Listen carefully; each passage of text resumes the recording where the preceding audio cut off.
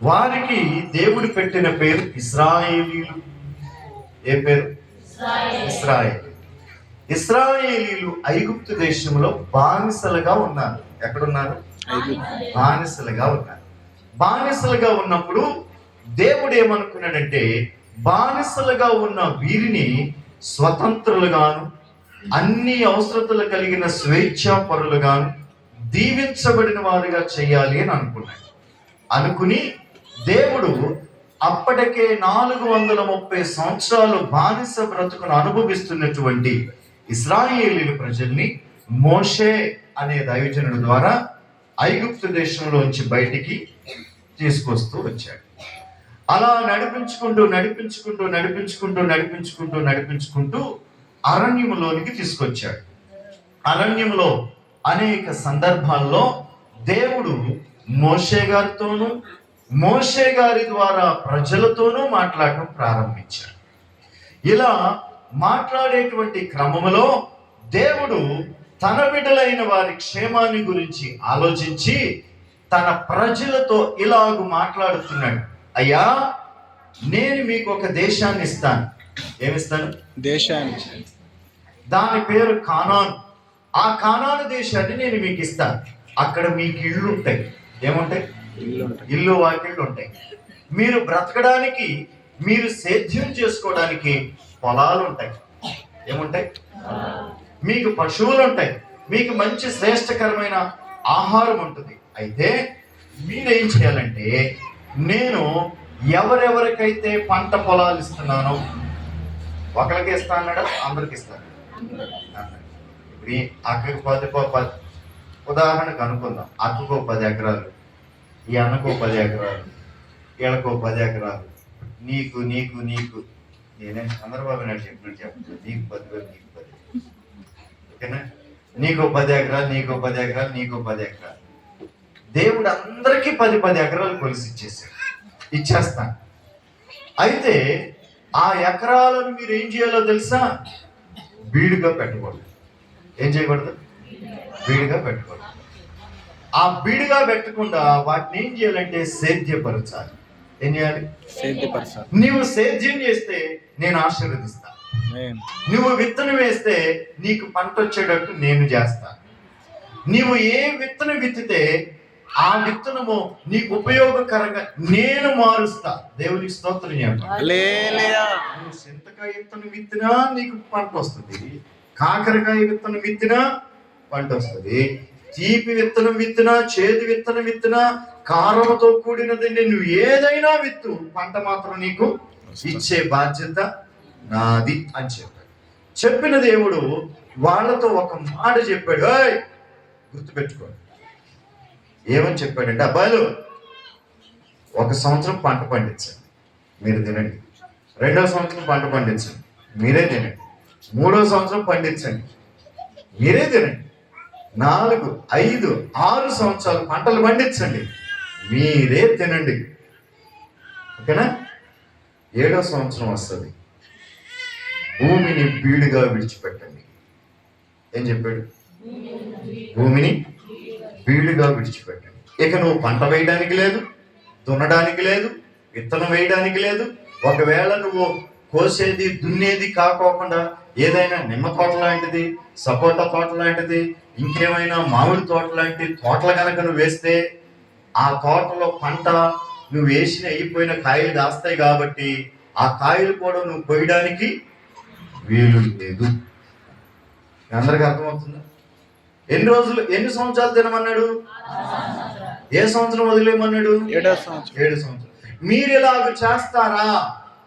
మీరు చేస్తారా అని చెప్పాను అన్నాడు. అప్పుడు నాలంటాడు ఒక టాలెంట్ లేచాడు. అయ్యా, 6 సంవత్సరాలు పండించుకోమన్నావు, 7వ సంవత్సరం వదిలేయమన్నావు, మళ్ళా 8వ సంవత్సరంగా మేము పండించుకునేది. మరి ఆ సంవత్సరం మేము ఏం తినాలి? మేము తినాలిగా, మేము బతకాలిగా. మరి ఏంటి పరిస్థితి అంటే, దేవుడు అన్నాడు, 6వ సంవత్సరంలో 2 సంవత్సరాలు పంట పండింది అన్నాడు. ఎన్ని సంవత్సరాల పంట?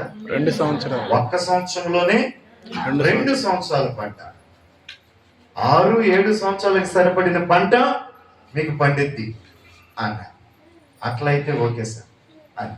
ఈలోపు నాలాంటోడే చదువు లేని ముద్దుడు ఒక ఆలోచన వచ్చింది. అయ్యా అసలు ఎందుకు వదిలిపెట్టాలి? అది 7వ సంవత్సరం ఎందుకు వదిలిపెట్టాలి? వీడు ఎందుకు వదలాలి? మేము ఎందుకు విడిచిపెట్టేయాలి? కంటిన్యూస్గా పండిస్తూ ఉంటే పంటలు బాగా పండుతాయి కదా, మళ్ళీ 1 సంవత్సరం ఎందుకు వీడు వదిలిపెట్టాలి అంటే, అప్పుడు ప్రభు అన్నాడు, అది నిర్గమకాండము 23వ అధ్యాయం 11వ వచనం. నిర్గమకాండం 23వ అధ్యాయం మొదటి నుంచి చదువున్నారా? 6 సంవత్సరములు నీ భూమిని విత్తి దాని పంట కూర్చుకో. 7వ సంవత్సరమున దానిని బీడు విడిచేయి. అప్పుడు నీ ప్రజలలోని బీదలు తినిన తరువాత మిగిలినది అడవి మృగములకి తినవచ్చును. ద్రాక్ష తోట గాని విషయంలో గాని ఒలీవ తోట విషయంలో గాని అలాగునే చేయాలి. అలాగునే చేయాలి. ఇది నీకు నిబంధన అన్నాడు. ఏమన్నాడు చెప్పండి? ఇది నీకు చెప్పండి ఏంటిది? ఇది నిబంధన. గట్టిగా చెప్పండి, ఏంటిది? నిబంధన. ఎన్ని సంవత్సరాలు పండించుకోమన్నాడు? 6 సంవత్సరాలు. 7వ సంవత్సరం ఏం చేయమన్నాడు?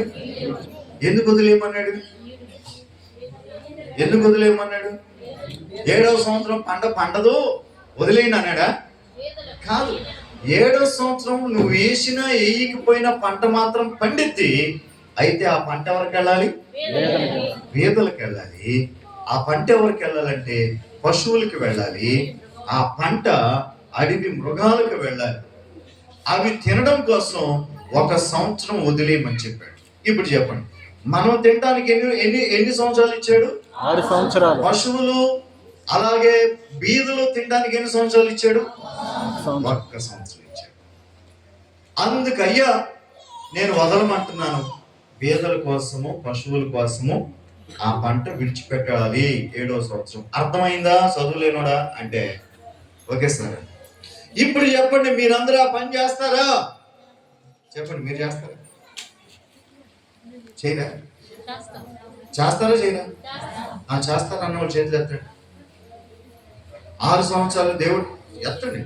6 సంవత్సరాలు దేవుడు చెప్పినట్టుగా మేము పండిస్తాం. 7వ సంవత్సరం నిజంగానే బేదలకి పశువులకి వదిలేస్తాం అన్న వాళ్ళు చేతులు ఎత్తండి. ఏం ఎత్తరా? మీరు వదలరా? ఇంకా మీరు చదువులేని వాడి దగ్గరే ఉన్నారా? అందరూ ఎత్తారు.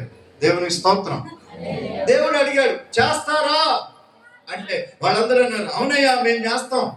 నాకు ఉచితంగా నువ్వు అన్నీ ఇచ్చేటప్పుడు నువ్వు చెప్పింది ఏంటిది? 1 సంవత్సరం వదిలేయమనేగా.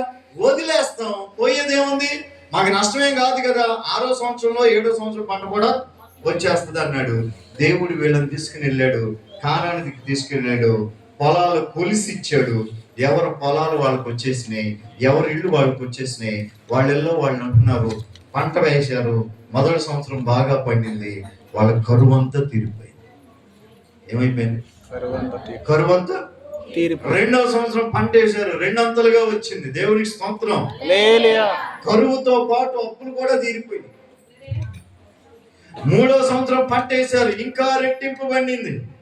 కరువు తీరిపోయింది, అప్పు తీరిపోయింది, వెండి బంగారాలు కూడా కొనుక్కునేసారు. ఆ తర్వాత మళ్ళా పండించారు, మళ్ళా బాగా పండింది. కరువు తీరిపోయింది, అప్పు తీరిపోయింది, వెండి బంగారాలతో పాటుగా ఇంటికి స్థలం కూడా కొన్నారు ఎక్స్ట్రా. ఓకేనా? ఆ తర్వాత మళ్ళా సంవత్సరం వచ్చింది, పంట పండింది. ఈసారి ఇల్లు కట్టారు, ఇల్లు ఓపెనింగ్లు అయిపోయినాయి ఆ సంవత్సరం అంతా. మళ్ళా తర్వాత పంట పండింది, సమృద్ధిగా పండింది. 6వ సంవత్సరం. ఎన్ని సంవత్సరాలు పంట పండాలి? 2 సంవత్సరాల పంట ఒకేసారి పండింది. ఆ పంట అంతా తెచ్చుకున్నారు. అటంతా తీసుకుని వెళ్ళి ఆ యొక్క గోడౌన్లో దాచేసుకున్నారు. పంట అంతా గోడౌన్లో దాచేసుకున్నారు. ఇప్పుడు 7వ సంవత్సరం వచ్చింది. ఏం చేయాలి? దాన్ని వదిలేసేయాలి. అలాగే అందరూ ఒకే మాట మీద ఉన్నారు. అబ్బాయి వదిలేద్దామా, ఇది దేవునికి విడిచిపెట్టేసేది, వదిలేశారు. అయిపోయింది. వదిలేసిన తర్వాత ఆ బీడు భూములు ఏమవుతుంది చెప్పండి? పశువుల కోసం ఏమవుతుంది? పంట పండుతుంది. మృగాల కోసం పంట పండుతుంది. పేదల కోసం ఆ బీడు భూములు ఏమవుతుంది? ఎవరు విత్తనం వేయకుండానే పంట వస్తుంది, ఎవరు దున్నకుండానే పంట వస్తుంది. ఆ పంట పండుతూ ఉంది. బీదలు వచ్చిన బీదల కోసమని, పశువుల కోసమని పంట పండుతుంది. ఎంత పంట పండిందో తెలుసా? 7 సంవత్సరాల పంట ఒకే సంవత్సరం పండింది. ఎన్ని సంవత్సరాల పంట? బీడు భూమిలో ఏం పండింది? 7 సంవత్సరాల పంట ఒకే సంవత్సరం పండింది. ఎందుకంటే ఆ ఒక్క సంవత్సరంలోనే ఈ పేదలంతా పోగు చేసుకోవాలి, పశువులు సమృద్ధిగా వేయాలి. 7 సంవత్సరాల పంట ఒకేసారి ఆ పొలంలో పండుతూ ఉంటే 6 సంవత్సరాలకి పొలానికి పొద్దున్నే వెళ్ళడం అలవాటు ఉందిగా. 7వ సంవత్సరంలో కూడా నాలంటోడు అప్పుడు అనుమానంతో వెళ్ళాడంటే పొలంలోకి. దేంతో? ఎందుకు? నేను చాలా రోజులైంది పొలం కాడికి వెళ్ళి, నేను తెలియకుండా, నేను చూడకుండా మా పక్క పొలం కూడా కనుక వెళ్ళి వాడి దడంతా పీకేసి, వాడి హద్దురాళ్ళు పీకేసి నా హద్దులో కానీ వేసేసాడేమో, నా పొలాన్ని ఆక్రమించుకున్నాడేమో అని చూడడానికి వెళ్ళాడు. అర్థమవుతుంది? వెళ్ళగానే ఆ పొలము 7 అంతలుగా పండిన పొలం కనపడింది. మీకు ఎలా ఉంటుంది చెప్పండి?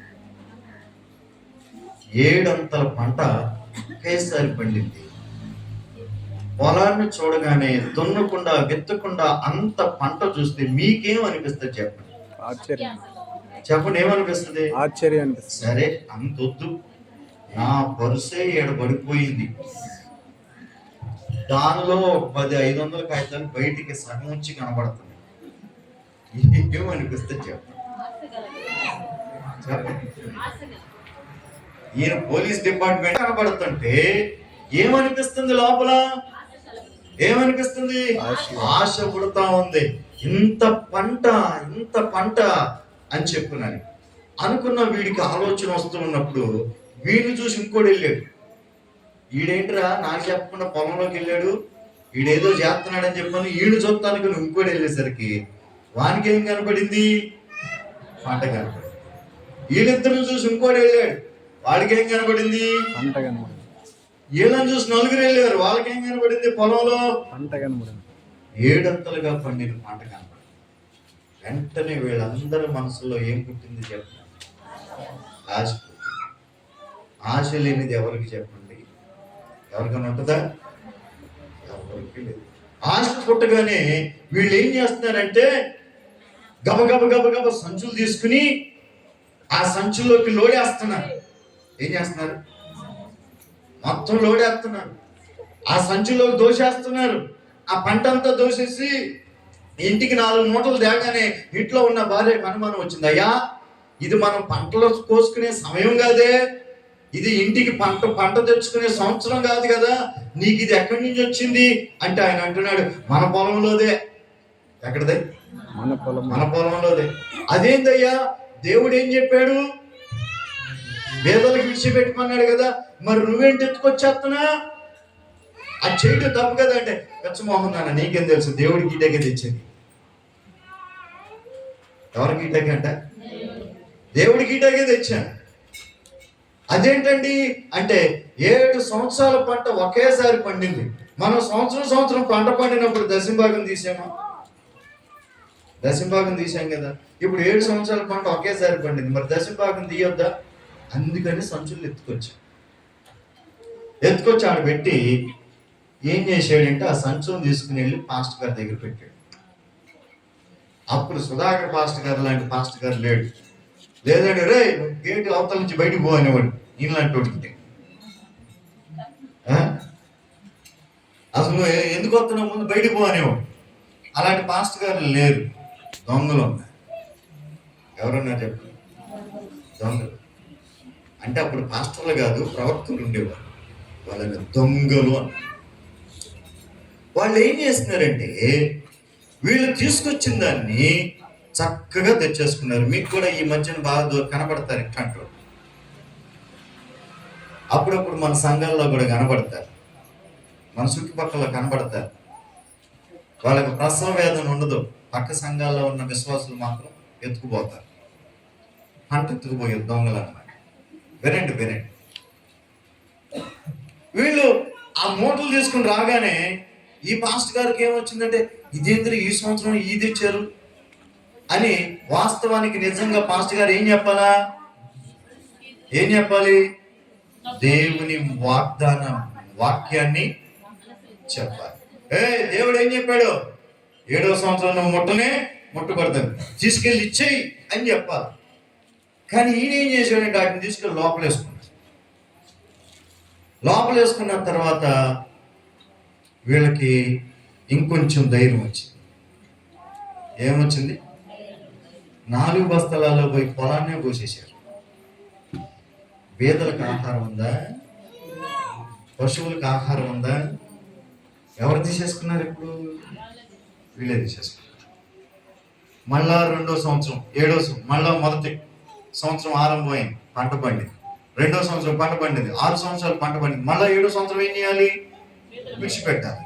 విడిచిపెట్టాల్సింది పోయి ఆల్రెడీ ఒకసారి చేశారుగా, ఇంకా 2వసారి ఇంకొంచెం హుషారుగా చేసుకొచ్చారన్నమాట. ఇంకొంచెం హుషారుగా చేసుకుని ఇంటికి వచ్చేసరికి ఇంటికాడ భార్య అంటుందండి, మీకు దండం పెడతానండి, దేవుడు చెప్పాడండి. ఎవరు చెప్పారు? దేవుడు చెప్పాడండి, వినకపోతే మన నెత్తి పగిలిద్దండి, నా మాట వినండి అని అంటే, ముందు పాస్టర్ గారిని అడుగొత్తా అని చెప్పి వచ్చాడు ఆయన. పాస్టర్ గారి దగ్గర రాగానే పాస్టర్ గారు చెప్పాడు, ఏమంటే పాస్టర్ గారు, మరి పోయిన సంవత్సరం అది చేశాము, మరి ఆ దేవుడి దృష్టిలో తప్పు అయిద్దేమో, మరి మా భార్య ఒప్పుకోవట్లేదండి అంటే, ఎందుకు తప్పు అయిద్దయ్యా? దానిలో తప్పేముంది? మీరు దేవుడికేగా ఇచ్చింది. ఎవరికి ఇచ్చానంటే, దేవుడికేగా ఇచ్చింది అని. ఇప్పుడు అది తప్పు అయిద్దా కాదంటారా అని చెప్పనని మళ్ళీ అడిగాడు. తప్పెట్లా అవుతుందయ్యా? ఒకవేళ నిజంగా మీరు చేసిందే కనుక తప్పు అయితే మీకేదో శిక్ష ఈ పాటికి రావాలా? శిక్ష ఈ పాటికి రావాలా? దేవుడు చెప్పింది చేయకపోతే శిక్ష వస్తుందా రాదా? ఎన్నిసార్లు అబద్ధాలు ఆడారు, కాళ్ళు ఇరిగినాయా మీకు? ఎన్నిసార్లు దొంగతనాలు చేశారు, చేతులు ఇరిగినాయా? వెంటనే వచ్చేయాలంట, వస్తుందా వెంటనే శిక్ష? వీళ్ళు ఏమనుకున్నారు? పాస్టర్ గారు చెప్తున్నాడు, నువ్వు చేసింది తప్పు అయితే నీకు వెంటనే ఏం రావాలి? శిక్ష రావాలి. నీ పిల్లల్లో ఎవరికైనా చనిపోయారా? చనిపోలేదు. మీ భార్యకు అనారోగ్యం వచ్చిందా? రాలేదు. మీ కాళ్ళు చేతులు ఏమైనా పడిపోయినాయా? పడిపోలేదు. మీ పంట ఏమైనా పండకుండా మానేసిందా? లేదు, బాగానే పండింది. మరి అన్ని సక్రమంగా జరిగేటప్పుడు అది తప్పు ఎందుకు అయింది? నువ్వు నిజంగా తప్పు చేస్తుంటే నీకేమి రావాలి? శిక్ష రావాలి. నీకు శిక్ష రాలేదంటే నువ్వు చేసింది కరెక్టే, దేవుడు కూడా అంగీకరిస్తున్నాడని మళ్ళా వాళ్ళకి ఏం పోసాడు? చెడుతనాన్ని నూరు పోసాడు. దేవుని ప్రజలకు తప్పుడు బోధను, తప్పుడు క్రమాన్ని, తప్పుడు సిద్ధాంతాన్ని, సొంత జ్ఞానాన్ని దైవికమైన జ్ఞానముగా వారికి పోయడం ప్రారంభించారు. వీళ్ళు వెళ్ళారు, మళ్ళా పంట ఆ దోసేసుకున్నారు. పేదలకు ఆహారం ఉందా? మృగాలకు ఉందా? లేదు. ఇలాగూ 4 సంవత్సరాలు 5 సార్లు 7 సార్లు 10 సార్లు చేసేసారు. ఇంకా సంవత్సరాలు గడిచే కొద్దీ ఏమైపోయింది? సీనియారిటీ పెరిగిపోయింది. ఏమైపోయింది? ఇక సీనియారిటీ పెరిగిపోయి ఇంకా పాస్టర్ గారిని అడిగేది లేదు, భార్య మాట వినేది లేదు. ఎత్తుకురావడమే చేస్తా ఉంటే దేవుడు అంటే 70 సంవత్సరాలు చూశాడంట. ఎన్ని సంవత్సరాలు? 70 సంవత్సరాలు. ఎన్ని సంవత్సరాలు? 70 సంవత్సరాలు. 70 సంవత్సరాలు చూశారట. ఇప్పటికైనా నా మాట వీళ్ళు గుర్తు చేసుకుంటారేమో అని, ఇప్పటికైనా నేను చెప్పింది జ్ఞాపకం చేసుకుంటారేమో అని, ఎప్పటికైనా వాళ్ళు నాకు ఇచ్చిన మాటని జ్ఞాపకం చేసుకుంటారేమోనని దేవుడు ఎన్నిసార్లు చూశాడంటే, ఎన్ని సంవత్సరాలు? 70 సంవత్సరాలు. 70 సంవత్సరాలు. 70 × 7 ఏంటి? 70 × 7 490 సంవత్సరాలు దేవుడు చూస్తూ ఉండిపోయాడు. మీకు అర్థమవుతుందా? వాళ్ళు దొంగిలించిన సంవత్సరాలు 70 సంవత్సరాలు. ఆ 7వ సంవత్సరం రావడానికి ముందు ఎన్ని సంవత్సరాలు కలిసినాయి? 6 సంవత్సరాలు. 7 70 ఇంటూ వేస్తే 490 సంవత్సరాలు. 490 సంవత్సరాలు వీడు బ్రతుకు మార్చుకుంటాడేమో, ఆలోచన మార్చుకుంటాడేమో, బుద్ధిని మార్చుకుంటాడేమో, స్వభావాన్ని మార్చుకుంటాడేమో, దేవుడికి ఇచ్చిన మాటని జ్ఞాపకం చేసుకుంటాడేమో, దేవుడు చెప్పిన మాటని వీడి వినికిడిలో గుర్తు తెచ్చుకుంటాడేమో అని 490 సంవత్సరాలు చూశాడు దేవుడు. 490 సంవత్సరాలు చూస్తూ ఉన్నా వీళ్ళు ఏమనుకుంటున్నారంటే, నాకేం కాలేదుగా, నా పిల్లలకేం కాలేదుగా, నా ఇంట్లో వాళ్ళకేం కాలేదుగా, నా పంటకేం కాలేదుగా, నేను బాగానే పండుతున్నాను, బాగానే ఉన్నారు అనుకుంటూ వీడు విర్రవీగిపోతూ ఉన్నాడు. విర్రవీగిపోయి దేవుని విషయాలను ఏమాత్రము వినకుండా సాగిపోతూ ఉన్నాడు. ఆ కాలంలో ఇర్మియా అనే భక్తుడు పుట్టాడు. ఎవరు చెప్పండి? ఇర్మియాతో పాటు సమకాలికుడు దానియేలు. ఇర్మియా గారు, దానియేలు గారు, వీళ్ళిద్దరూ దైవాత్మ ప్రేరణ కలిగినటువంటి వారు. దేవునికి స్తోత్రం చెప్పండి.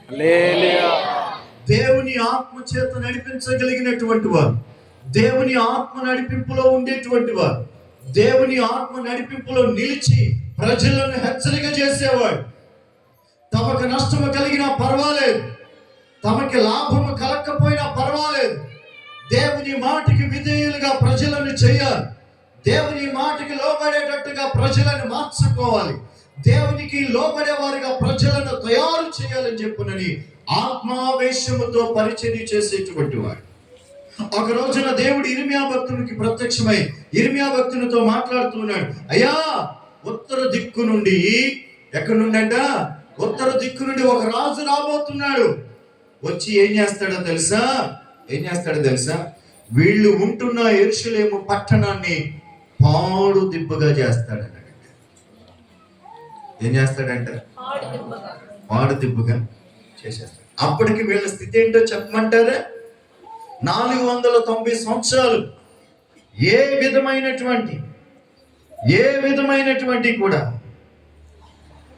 దేవుని మాట వినకుండా, బీదల విషయంలో గాని, పశువుల విషయంలో గాని, పక్షుల విషయంలో గాని, దేవుని వాక్యానికి లోబడే విషయంలో గాని, వీళ్ళు దేవునికి ఇచ్చిన మాట విషయంలో గాని ఎక్కడా కూడా కాంప్రమైజ్ కాకుండా విచ్చలవిడిగా బ్రతుకుతూ సంపాదన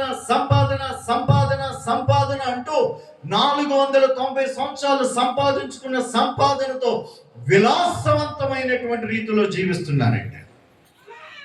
ఏ రీతిలో చెప్పండి? విలాసవంతమైనటువంటి జీవితం.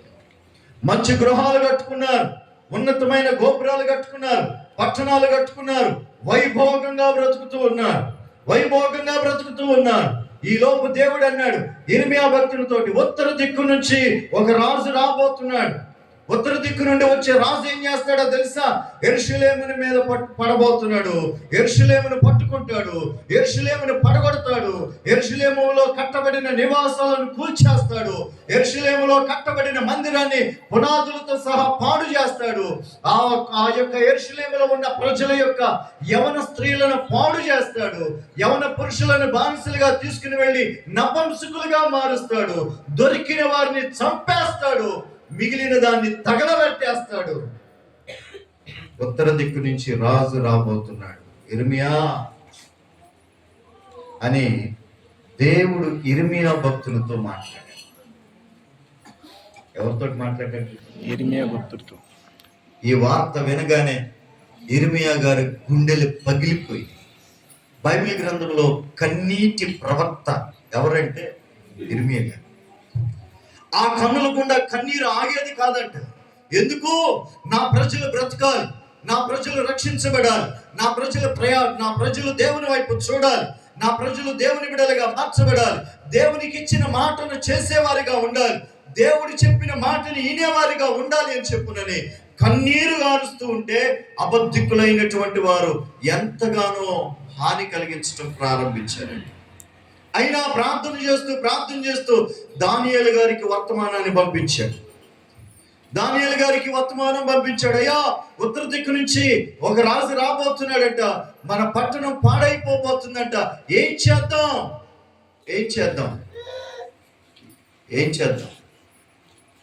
అంటే ఏం చేస్తాం?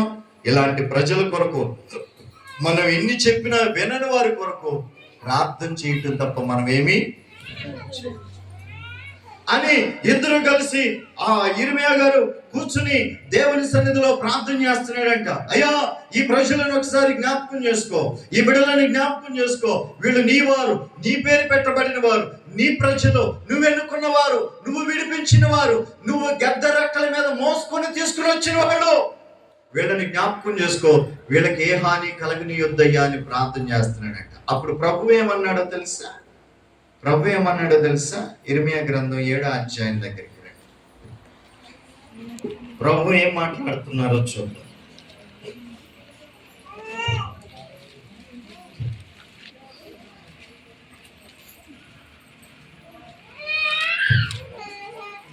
యిర్మీయా గ్రంథం 7వ అధ్యాయం 16వ వచనం. యిర్మీయా గ్రంథం 7వ అధ్యాయం.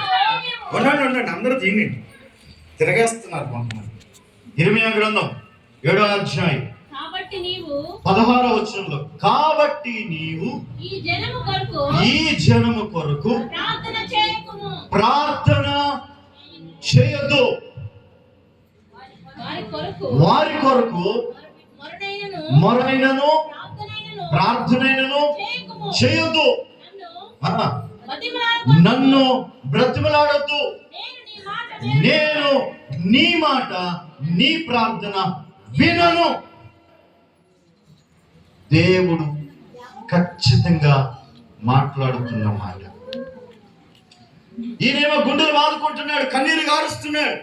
ప్రభువా, నా ప్రజలు, వీళ్ళు నీ వారు, వీళ్ళు రక్షించుకున్నావు, ఫరోని ఎదిరించావు, ఎర్ర సముద్రాన్ని పాయలు చేశావు, యోర్దాను నదిని ఏకరాశిగా నిలిపి అరణ్యంలో ఆహారం పెట్టి పోషించి మరి తీసుకుని వచ్చావు. వీళ్ళు రక్షించబడాలి, ఏ రాజు చేతికి అప్పగించబడకూడదు, మా యవన స్త్రీలు పాడు చేయబడకూడదు, మా యవన పురుషులు నపుంసకులుగా మార్చబడకూడదు, మా పట్టణము పాడుదిబ్బగా మార్చబడకూడదని ప్రార్థన చేస్తుంటే దేవుడు అంటున్నాడు కదా, యిర్మీయా, వీళ్ళ గురించి నువ్వు ప్రార్థన చేయొద్దు. ఒకసారి ఆలోచించండి. మనకి ఇప్పటి వరకు నాకు మొరపెట్టుము, నేను నీకు శ్రమలో నువ్వు నాకు మొరపెట్టుము, నీ కన్నీరు నేను నిన్ను ఓదారుస్తాను, ఆదరిస్తాను, చేరదీస్తాను, పైకి లేపుతాను, వాట్సాప్లో బల పెడతాం కదా ఇవన్నీ. హలో, ఇక్కడ దేవుడు ఎలా వినిపిస్తున్నాడు? భయంకరుడైన దేవుడు, భయంకరుడైనటువంటి దేవుడిగా కనబడుతున్నాడు. నువ్వు ప్రార్థన చేస్తావేమో, నువ్వు ప్రార్థన చేయబాకు. విజ్ఞాపన చేస్తావేమో, చేయబాకు. మొర్ర పెడతావేమో. మొర్ర అంటే అర్థం ఏంటో తెలుసా? మొర్ర అంటే అర్థం ఏంటంటే ఉదయం నుంచి సాయంత్రం దాకా ఆగకుండా ప్రార్థన, రాత్రులు తెల్లవారులు ఆగకుండా ప్రార్థన చేయటం. అలా నడిపించడానికే సుధాకర్ మాస్టర్ గారు మిమ్మల్ని 3 రోజుల నుంచి ఈ మందిరంలో వేసి మిమ్మల్ని రుద్దుతున్నాడు. మొర పెట్టడం, మొరైనను నువ్వు పెట్టబాకు, నువ్వు ప్రార్థన చెయ్యొద్దు. ఒకవేళ చేసిన నీ ప్రార్థన నేను, నీ ప్రార్థన ఆలకిస్తానన్న దేవుడు, నేను నీకు జవాబునిస్తానన్న దేవుడు, నాకు మొరపెట్టు అని చెప్పిన దేవుడు ఇప్పుడు మాట్లాడుతున్న మాట, నువ్వు ప్రార్థన చేస్తే నేను వినను అంటున్నాడు. అయ్యా, ఉత్తర దిక్కు నుంచి రాజు వచ్చేస్తాడయ్యా, వద్దయ్యా నా మాట వినయ్యా, ఒక్కసారి నా మాట వినయ్యా అని చెప్పునని యిర్మీయా భక్తుడు మాట్లాడుతున్నాడు. ఎంత మాట్లాడినా దేవుని నోట నుండి వచ్చే ఒకే ఒక మాట, నీ ప్రార్థన నేను వినను అని చెప్పు నన్ను మాట్లాడుతున్నాడు. కాలం గడిచింది. ఉత్తర దిక్కు నుంచి రాజు వచ్చాడు. ఆయన పేరు బబులోను రాజు. ఎవరు? బబులోను రాజు రానే వచ్చాడు. యెరూషలేము మీద పడ్డాడు. ప్రాకారాలను కూల్చేశాడు. మందిరాన్ని కూలదోసేశాడు. కట్టుకున్న ఇళ్ళని పడగొట్టేశాడు. యవన స్త్రీలందరినీ పట్టుకుని తీసుకుని వెళ్ళి పాడు చేసేసారు. యవన పురుషులందరినీ బానిసలుగా తీసుకుని వెళ్ళి నపుంసకులుగా చేసేసారు. కొంతమందిని చంపేశారు. ప్రాణ భయముతో కొంతమంది అటు ఇటు పరుగులెత్తి నానా రవస గోల అయిపోయింది. చూశాడు, మొత్తాన్ని నాశనం చేశాడు. ఆఖరికి పట్టణాన్ని తగలబెట్టేశాడు. ఏం చేశాడండి? పట్టణాన్ని తగలబెట్టేశాడు. ఇప్పుడు ఆ పట్టణం ఎలా ఉందో చెప్పనా? బీడుగా ఉంది. ఎట్లా ఉంది? బీడుగా ఉంది. మనుషులు లేని నివాసం, కట్టుకున్న గృహాలు, నిర్మాణం లేని నివాసాలు, మందిరాలు లేని నివాసాలు. ఇప్పుడు ఒకప్పుడు ఓ గొప్ప పట్టణమా అని పిలువబడినటువంటి పట్టణం చదును భూమిగా మార్చబడింది. ఎలా మార్చబడింది? పాడు బీడుగా మార్చబడింది. కారణం ఏమంటారు? పాడు బీడుగా మారిపోవడానికి కారణం ఏమంటారు చెప్పనా? 70 సంవత్సరాలు దేవుని మాట వినకుండా బీడు భూమిగా విడిచిపెట్టండి దాన్ని. అది ఆహారముగా మార్చబడాలి పేదవారికి. అది పశువులకు ఆహారంగా మార్చబడాలి. 7వ సంవత్సరం బీడుగా వదలండి అంటే 70 సంవత్సరాలు ఎదురు చూసిన ఒక్క సంవత్సరం కూడా వదలలేదే వాళ్ళు. ఒక్క సంవత్సరం కూడా వదలలేదే. దోచుకుంటూనే ఉన్నారు, దాచుకుంటూనే ఉన్నారు, తింటూనే ఉన్నారు. ఇప్పుడు ఆ పట్టణం ఎలా అయిపోయింది? బీడుగా మార్చబడింది. ఇప్పుడు ఆ పట్టణం బీడుగా మార్చబడింది. గుండెలు బాదుకుంటూ ఆళ్ళలో కొంతమంది నెహెమ్యా గారి దగ్గరికి వచ్చారు. నెహెమ్యా గారు షూషాను కోటలో పనివాడిగా ఉన్నప్పుడు నెహెమ్యా గారి దగ్గరికి వచ్చారు. నెహెమ్యా గారి దగ్గరికి రాగానే నెహెమ్యా గారు అడుగుతున్నాడు, అయ్యా నా పట్టణం ఎలా ఉంది? నా ప్రజలు ఎలా ఉన్నారు? నా ప్రజలంతా క్షేమకరంగా ఉన్నారా? నా పితరుల సమాధులన్నీ బాగున్నాయా అని చెప్పని అడుగుతుంటే వాళ్ళు ఏమని చెప్తున్నారు తెలుసా? నెహెమ్యా గ్రంథం 1వ అధ్యాయం 1 నుంచి ఒకసారి చదువుతారా? నెహెమ్యా గ్రంథం 1వ అధ్యాయం 1 నుంచి చూద్దాం.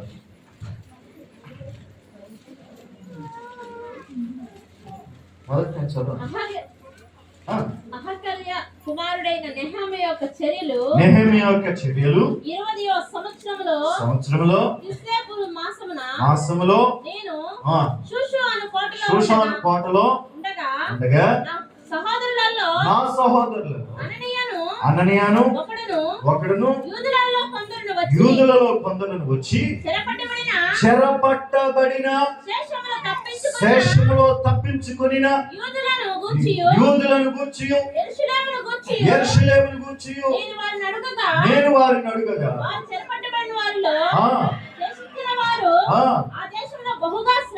శ్రమ పడుతున్నారని, శ్రమలో నిందలు పొందుతున్నారని, యెరూషలేము యొక్క ప్రాకారములు పడద్రోయబడి అని, దాని గుమ్మములు అగ్ని చేత కాల్చబడిని అని చెప్పిరి. ఇర్మియా భక్తులతో దేవుడు ఏదైతే చెప్పాడో ఆ వార్తను మోసుకుని వచ్చి ఇప్పుడు ఎవరికి చెప్తున్నారు? వీళ్ళు నెహెమ్యా గారితో చెప్తున్నారు. ఇంత నష్టం జరగడానికి కారణం ఏమంటారు? ఒకే ఒక్కటి చెప్పమంటారా? ఒకటి, దేవుని మాట ప్రజలు వినకపోవడం. 2, దేవునికి ప్రజలు ఇచ్చిన మాటను మర్చిపోవడం. మీకు అర్థమైందా? 1, దేవుడు చెప్పిన మాట వినకపోవడం. నేను ఇప్పుడు మీ దగ్గరికి వస్తున్నాను. ఇప్పుడు మీరు చెప్పండి.